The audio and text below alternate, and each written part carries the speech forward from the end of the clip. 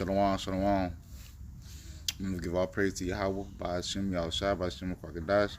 Yahweh means He is.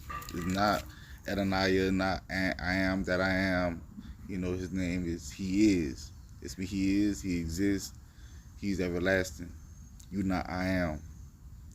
When you call on the law, you call on His what you refer to Him, which is He is. In the Hebrew tongue, it's a compound word. Yah mean He is. Waha, Yahweh mean Yah. Mean He, just He, and Wah mean He and He is, and is He and is basically what you will say it. And the Son named Yahushua, which is mean He is salvation, He's our deliverer. So I want to get into a lesson called. You see my hand, I broke my hand about a week ago. I ain't gonna tell you why, but hey. I broke my hand about a week ago, and I was thinking, like, I should make a lesson according to my position, I'm in a state where, the Lord Most High might be talking to me, telling me something, or just sitting me down, because we all go through stuff in the life we in. We do a lot, sometimes we lose track of what's really important, and the Lord Most High got to shut you down just to get your attention to something that you're lacking on. And some of us you don't see it right away. Sometimes the Lord, He do things for a certain reason. That's why I call it lesson pins and needles, because right now, with the word pins and needles, it's a phrase. Well, it's a physical thing which you have numbness. I have numbness in my hand. I had surgery yesterday, and my whole arm, like they did a nerve block on my arm. I had my whole hand numb. It felt like it was heavier than the regular. It felt like my hand was like 10, 20 pounds. Hey man, and it felt scary, like your hand, anything could happen to you, and you would not feel it until that block leave. And I was praying to the Lord. I'm like, Lord, protect me from this. Make sure I come in great health. I break through this numbness I have, because I feel like I have nothing right there. But the phrase, I went looking, they had a phrase of pins and needles. So we're going to look up the phrase. Hold on, we're going to get to the screen. Record one hand right now. So, Slovakia. The phrase of pins and needles, all right? It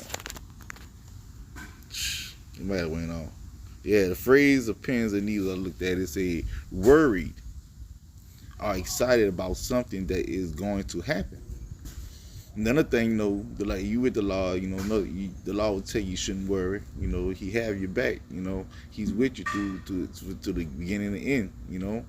He with you always. He with us always. But in this flesh, we getting worried about certain things. If certain things happen, you might start getting worried about your living condition. You might get worried about like how much bills and how much like we in this captivity, how I'm gonna survive. Like a lot of things. Couple things happened to me. Like I lost my job due to it because he couldn't wait for me, because I gotta sit out for 4 to 6 weeks. You'll lose a lot of things. And you'll think if the Lord's with you. If He did it to hurt you, He did it to or to sit you down, and you're anxious about it. And you excited or not excited, you're anxious about what you did wrong. You praying, you repent. Well, you repent every day, but sometimes like the Lord might just trying to show you something, send you down for something, But we excited about till the kingdom will come. You want the kingdom to come, and you want it to come like tomorrow, like yesterday. We want it like yesterday, but we woke up today, in the same position. So I want to get that terror till He comes. So what we should be doing, even though we go through our little problems, that don't make an excuse. The law don't allow us men to have excuses. He don't allow us to have excuses. Just to say why you ain't doing this, why you ain't doing this. I had this going on, I had that going on. The law say, look, we say it all the time, make our body living sacrifice as well. So it's like an exhortation, basically. Let me see. I think what it is. Let me see something. Terry till I come.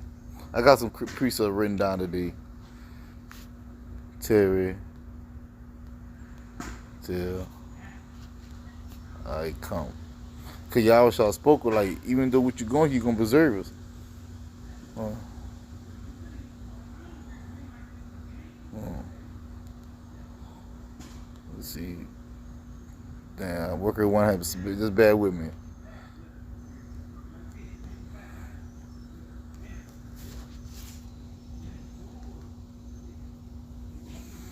Um, if I will, the heat church. Oh, occupy, occupy. Salaki. I'm gonna change the title. It's law with it. Occupy.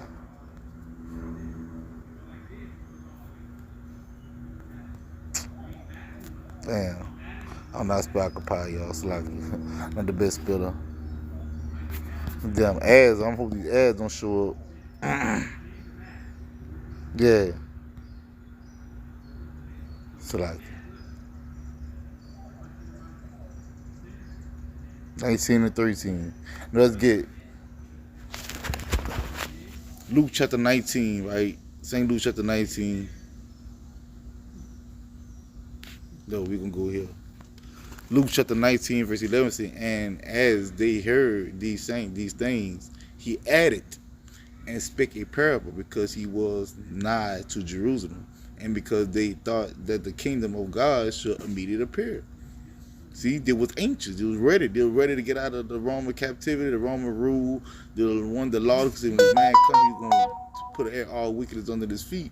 But it wasn't that time yet.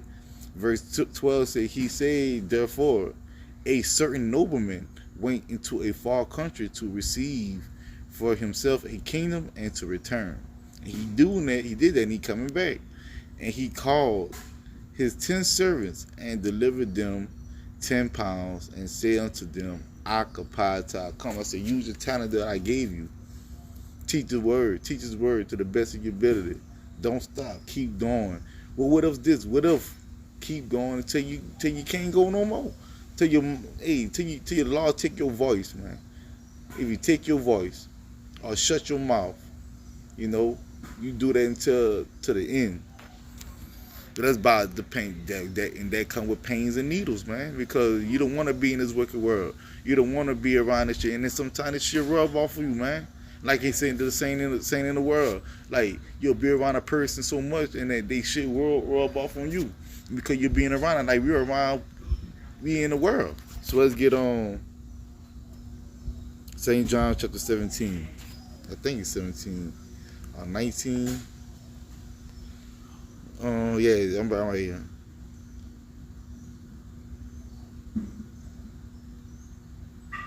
Let me see. Yeah, it started verse 9. St. John chapter 17, verse 9 says, I pray for them. I pray not for the world, but for them which thou hast given me, for they are thine, and all are mine. And so like, and all mine are thine, and thine are mine, and I glorify in them.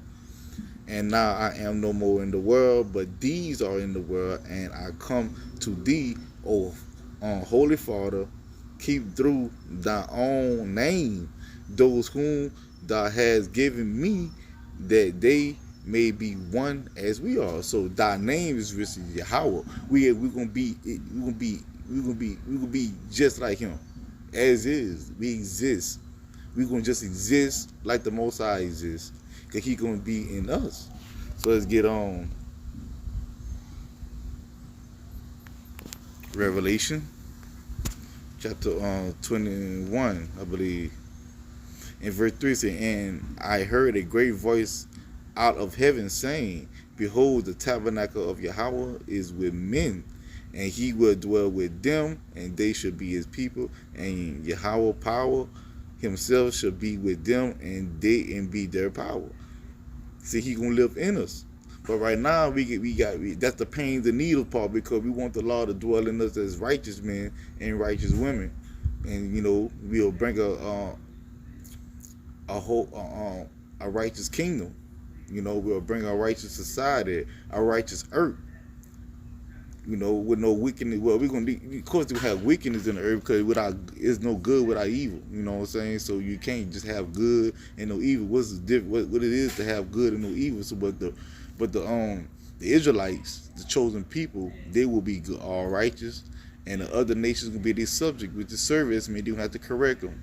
They're gonna have spiritual bodies. We gonna only the Israelites gonna have spiritual bodies. And these men have spiritual bodies and gonna live forever, and they always gonna be death on earth, because the others gonna die and got the barren. But guess what? Guess what? They live forever too, because you gotta think about it. They come back and back. They might lose they flesh, which can be a flesh of the earth, but these spirit always live. The spirit never be destroyed. Even Edomites gonna come back as other nations though. So I want to get, Salakia. I want to yeah, because man, sometimes you be anxious for this word, but like sometimes like we gonna have to go through. Most of all, we gonna have to go through things. For the most part, we going through some shit, bro. So let's put this shit down. Bear with me, man. All right. Let's get Ezekiel chapter 2 and verse. Let me start at verse 8. Say, but thou, son of man, hear what I say unto thee. Be not thou rebellious like the rebellious house, which is the very rebellious house of Israel, his people. So Allah say we go out on the highways and byways. We see He told us in Isaiah 58:1, cry aloud, show our people, spare or not. Don't spare their feelings. Don't go down how they look, how they feel about it, feel played. Say don't spare them because they're rebellious. Because they don't want to listen to truth. They don't listen to the righteous things come out of man. Especially coming out of so-called black man. They don't want to hear none righteous come out of us. That's why the law said, be not thou rebellious like the rebellious house. Open thy mouth and eat that I give thee. What is this? He gave us this book. And when I looked, behold, an hand was sent unto me, and lo, a roll of a book was written. And he spread it before me, and it was written within and without, and there was written therein lamentation.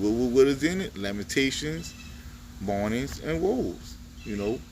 What is lamentations? Because a lot of people read the Christians might go and read it, Lamentations. You might read the book of Lamentations, but they don't know what it is. They don't know what the lamentation really is. So Google might could tell us, lamentation.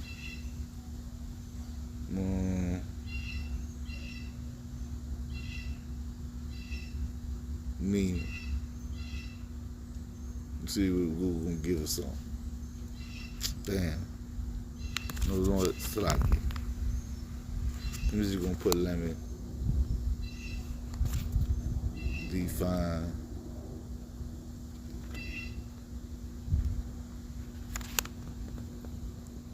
Record one hand, y'all. Define lamentations. All right. Lamentation. All right. See, the passionate expression of grief or sorrow and weeping.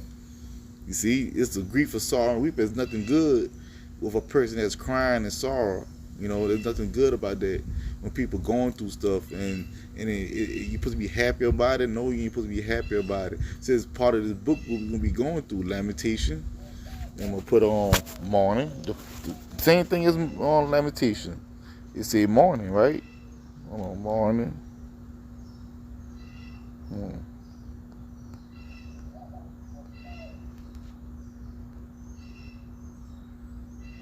Lamentation, mourning, right? The expression, right?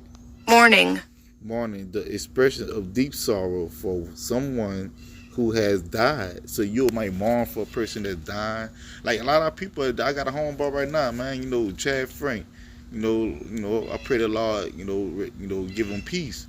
You know what I'm saying? He had peace now, but that's a mourning thing. You know somebody, or imagine his wife, his daughter. He has children. His family member, his mother. I know his mother. His father. I know his father.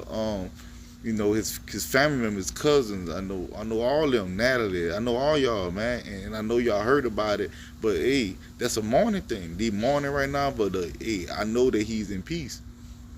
See, typically involved in following certain conventions, such as wearing black clothes. Like you mourning, like you go to a funeral, you might have people with all black. That's mourning. That's a sign of mourning. But back then, in the ancient world, a sign of mourning would be, hold on, let's see. Let's get one. This is the time we mourn right here.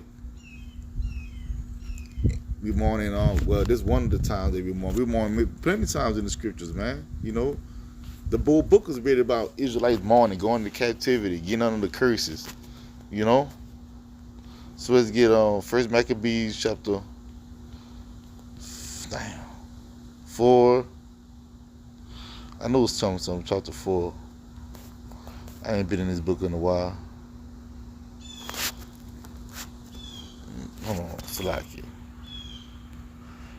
Paint it.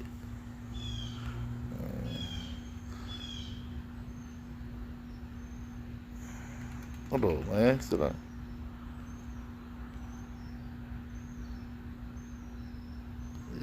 Yeah. Y'all was in the wrong chapter. First Maccabees chapter 3.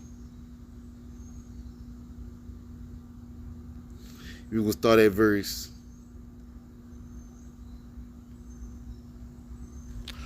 46. Say, wherefore the Israelites assembled themselves together and came to Masphah over against Jerusalem. For in Masphah was the place where they prayed aforetime in Israel. So that the Israelites will come together and pray at a certain place. They'll come there as one and pray to the Lord. Then they fasted that day, verse 47, then he fasted that day. See, fasting is a part of mourning too, and put on sackcloth, which is like old garments, old clothes that you're not looking nice, you're not looking your best today, you know, you just ain't fuck it, and cast ashes upon the head. When he prayed, he cried, they throw dirt on the head, like make himself dirty, you know what I'm saying? Because what?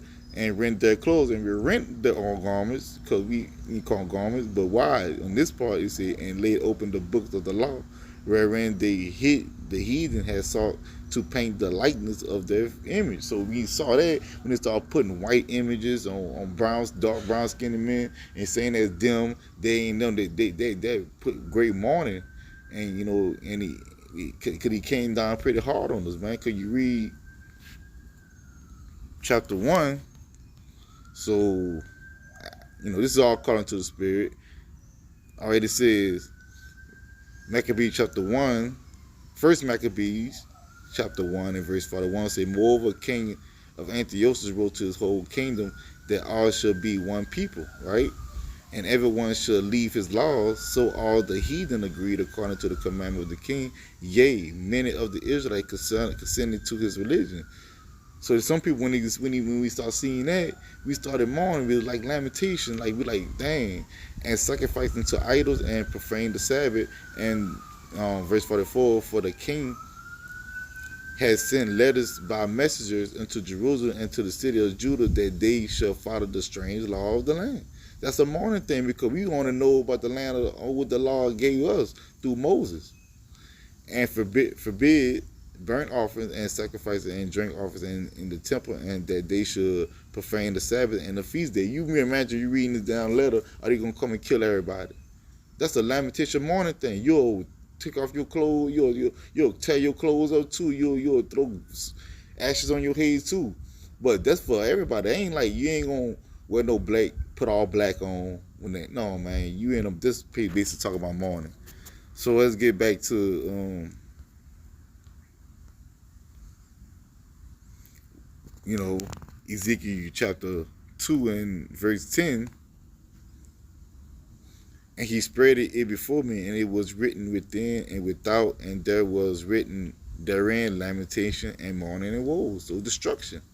So that's part of the pains that we going through, you know. But the pins and needles, like it's mean, like you kind of numb to it, like you feel it, but you just can't really get rid of that numbing feeling, you know.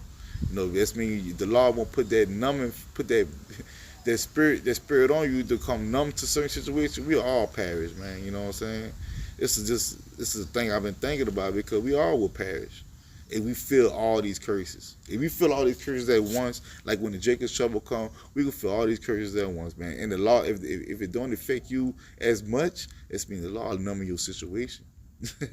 So this Proverbs chapter 3, right?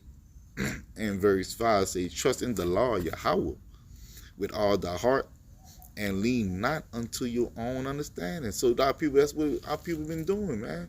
Y'all like to, I believe, my opinion. No, you can't have what you believe. You can't say what you believe, my opinion, my understanding. It got to be an understanding of the Bible. If you don't got that understanding of the Bible, you lean into your own understanding. Verse 6, in all thy ways acknowledge him. Everything you do, even though something bad happened in your life, acknowledge him that he did it.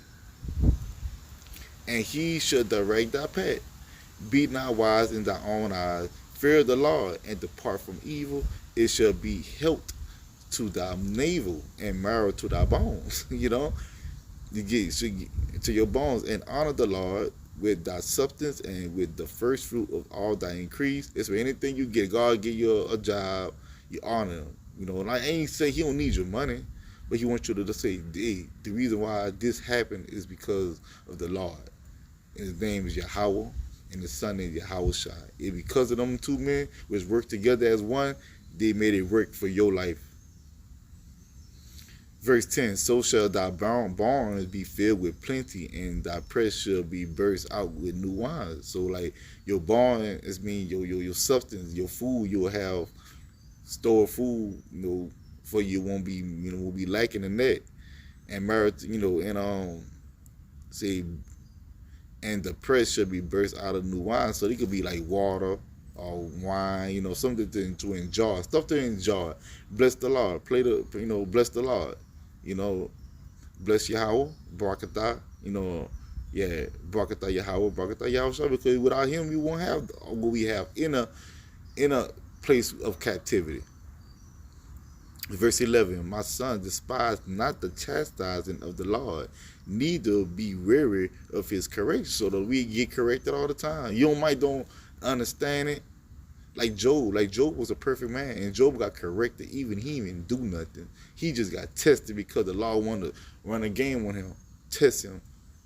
So the reason why, that's what Satan was like, man, look, the reason why he praised you, could you give him all this stuff?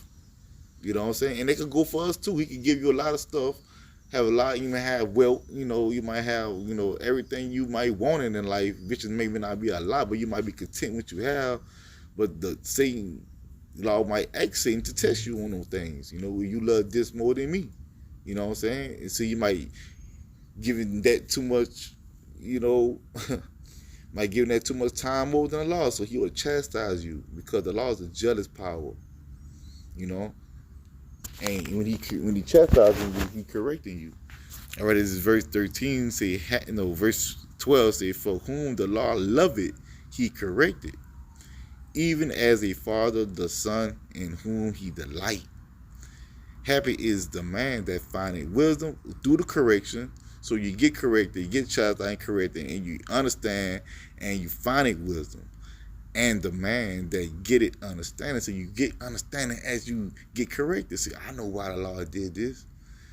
The Lord did it because I was blah, blah, blah. Or he did this because he was testing me. And everything's starting to fall back in place now. You know what I'm saying? Because the Lord doesn't want to try you. So let's get another one. Let's go to, I ain't got this one written down. So let's go to Ecclesiastes, which is in the Apocrypha. Sirach, we called it Sirach. Chapter 2 and verse 1. I'm going to start at verse 1. We get down right here.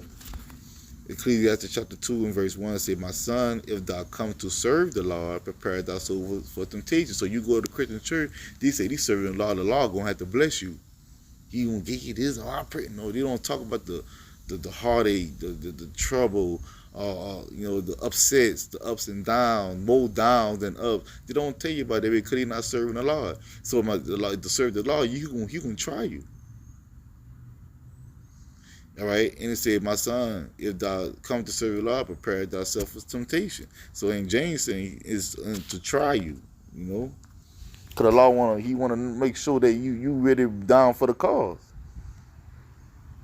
Try you. Try your integrity. Try all that, man. All right. That Peter, it's like it was Peter. First Peter 4:12. It said, no, I'm gonna get verse 11. If any man speak, let him speak. Let him speak as the articles of Yahweh. If any man minister, let him do it as of the ability which Yahweh give, that Yahweh in all things may be glorified through Yahweh Shai Mashiach, to whom be praise and dominion forever and ever. That's Yahweh Shai, which is, our King. Verse 12, beloved. Yeah, beloved, think it not strange concerning the fiery trial, which is to try you, as though some strange thing happened unto you. Like some shit just happened out the blue, bloom, like you get trucked by. Speak about football. When you running that ball, you only see what's in front of you, and what's kind of in your vision. Your periphery really don't count, because you might could look back and something else could be on the side. That's how these trials come hit you. They hit you just like you a running back, or you a quarterback, or you a wide receiver trying to run to catch the ball, and you jump in the air and you're not looking behind you. You got a free safety ready to flip your ass. You know what I'm saying? That's how he fire try to hit you, but that's to try you. But it says verse 13. But nobody want to feel this. Nobody want to just say it's a good thing. But what could Peter say? He said, "But rejoice, in as such as ye are partakers of your Mashiach sufferings, that when his glory shall be revealed, ye may be glad also with exceeding joy." When the Lord come back, he gonna come and judge the world, man. And some of the most of us gonna get that hard shit. So they gonna get harder than what I got broken on. They might get ate up, man. You might get the worst of all, getting chipped. You might get a fucking chip, man. That's the worst of all things, man. Chip on your forehead, you might get weak, man. And the Lord trying, you're gonna try the whole world in that day. You try all your brothers and your sisters. I read this Job chapter 13 and verse 7 say, "We yet speak wickedly for God and talk deceitfully for him." The point is in I think 16. No. Maybe we get to the point. Verse 7 says, "We ye speak wickedly for God and talk deceitfully for him." That's mean when you talking about the Lord, you speak wicked things and saying it's the Lord, but Lord, he create evil, but he don't do evil. He just created as giving commands, and he don't come down here himself and do it. He got his spirits to do that. Or you can't talk for the Lord. You can't talk deceitfully for him either. Verse 8 says, will ye accept his persons? Will ye contend for God? It is good that he should search you out. Or as one man's marketh another, do ye so mark the Lord? Mark him. He will surely reprove you if ye do secretly accept persons. So you secretly accept like these camp leaders. You secretly accept these men and then going off like in doctrine. I ain't talking about the, we all fall short in this. We all fall short, man. The glory of the Most High. But if you just out there falling and you fall and someone come and correct you and you don't want to accept correction, if you don't want to accept correction, that's it could be your bad, bro. Because like that's why these brothers, they be in your congregations, don't correct you, because you ain't not going to accept it, but you being around them. So you ain't put this self person. You supposed to just leave that congregation. You can't say blah blah blah. You bring the church and they don't want to defend for you because they're afraid of him. Hey man, you get away from them people, man, because they're not the accepting persons. Like Bishop Nathaniel putting himself on a high horse and everybody looking at him like he a god or something. Nobody corrected that man for not saying, but not calling him on Christ, Most High, Christ bless. And they got a lot of other brothers saying it. Most High, Christ bless. Jesus, he's all that stuff. He don't call him name Yahweh. All that other stuff. So hey, y'all ain't corrected that man. Y'all y'all secretly accept person. Verse 11, shall not his escalade, I'm tongue tied. Shall not his escalade make you afraid, and his dread fall upon you? Your remembrance are light unto ashes, and your body to bodies of clay. You are like nothing to the Lord. He can destroy you in a split second. Hold your peace, let me alone, and that I may speak, and let come on me what will. For what do I take my flesh in my teeth and put my life in my hand? So how can you put your own life in your hand? You don't control your own life. Verse 15, that's the point. Though he slay me, yet will I trust in him, because he the one slay me. He the one I trust. Trust in him, but I will remain my own ways before him. He also shall be my salvation, for an hypocrite should not come before him. So you just acting, the Lord not with you, man. He not for you. All right, to get Job chapter 5 and 17, say, behold, happy is the man whom God corrected, therefore despise not thou the chastisement of the Lord, of the Almighty. For he maketh sore and bindeth up. He wounded and his hand make it whole. So he don't want to heal you. He don't want to wound you, which is finna read in 2 Samuel chapter 2. Says, talk no more exceedingly proud. Let not arrogancy come out of thy mouth. For the Lord Yahweh is a power of knowledge, and by him actions are weighed. So he'll see you to it. You talking that that smack, that big dog shit, huh? And that's why I'm gonna skip down to verse 6. Say, the Lord kill it and make it alive. He bring it down to the grave and bring it up. The Lord make it poor and make it rich. He bring low and lift it up. He riseth up the poor out of the dust and lifteth up the beggar out of the dunghill, to set them among princes and to make them inherit the throne of Yahweh, of power, of glory. I'm going to say glory. It says glory. For the pillars of the earth are the Lord's, and he set the world upon them. See? So that's why, all that is like pins and needles. You heartaches, you being poor, you killing you bring your life. He killing you spiritually, and he bring your life spiritually. He knock you down physically and bring you up spiritually. Like he break your body down, keep your spirit active. So that's what the Lord, that's what he do.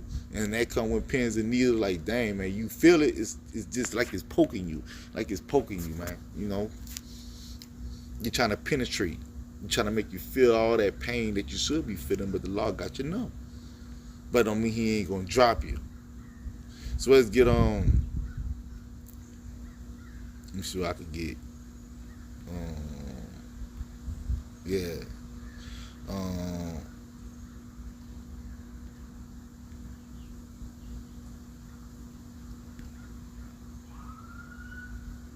I want to get one more about the judge. Well, I don't really need all these scriptures. But I'm going to get First Thessalonians chapter 3, though. I'm going to get that as one of the one I want to get. First Thessalonians chapter 3 and verse 1. I'm starting at verse 1. Say, wherefore, when we could no longer forbear, we thought it good to be left at things alone. So what Paul was writing to Timothy, he was just telling him about, hey, man, you got to be careful when you go through these places and you teach. You got to know what's word there. You got to know what's up. You got to know what to do when you're in the jam. You got to know what to do when to leave, when to stay. Don't be a fool. All right, verse 2. And sent to Timothy, and our brother and minister of God, and our fellow laborer in the gospel of Mashiach, to establish you, like we going to different places and establishing church. Like some of these places, like WFI, what we call it Wi-Fi, they do that a lot. They establish churches here, they establish churches there. And Bishop and thing, they also do it too. They go to certain places and establish churches over here. But GMS don't gotta do that. The Lord established a church, man. He'll bring a church in the middle of nowhere called the GMS, blah, blah, blah. He established a death camp. The apostles ain't traveled to Holland, to establish a death camp. They stayed in New York and in Connecticut. All the camps they have around America, we got a camp down in every state. We got a camp down in every continent. They ain't travel to do that shit. Because the Lord established. At this time, they was establishing churches by going there, because the knowledge wasn't really increased in. So he had to establish them like that.